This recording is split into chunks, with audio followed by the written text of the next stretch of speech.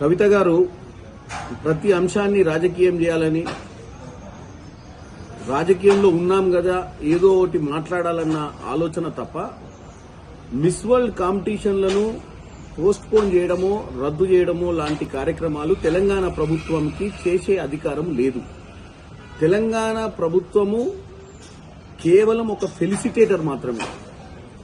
తెలంగాణ ఈరోజు చాలా safest place అని, తెలంగాణలో పెట్టుబడులు పెట్టొచ్చని, తెలంగాణలో ఇంత పెద్ద ఈవెంట్లు ప్రపంచ వ్యాప్తంగా చూస్తున్నటువంటి ఈవెంట్లు చేయొచ్చని ఒక 4-5 నెలల క్రితమే వాళ్ళు ఇక్కడ ఈ ప్లేస్ ని సెలెక్ట్ చేసుకోవడం జరిగింది.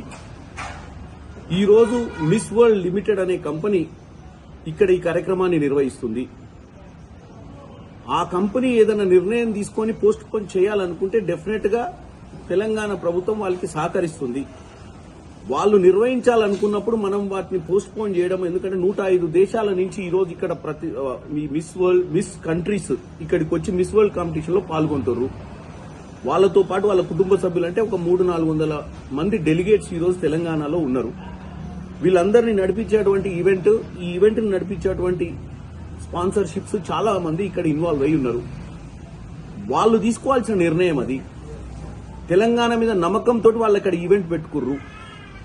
కవిత గారు ఒక తెలంగాణ నాయకురాలు అయ్యుండి, ఆమె ఒక రాజకీయ నాయకురాలుగానే కాకుండా ఆమెకి అంతో ఇంగిత జ్ఞానం ఉండి అమెరికాలో కూడా చదువుకొని వచ్చింది కాబట్టి ఇలాంటి పరిస్థితుల్లో ప్రభుత్వం పరిధి ఏందో ఆమెకు అర్థమై ఉండాలి. కానీ రాజకీయం చేయాలన్న దురుద్దేశాన్ని నుంచి దూరంగా ఉండి వాస్తవాలు మాట్లాడాలని కోరుకుంటున్నాను.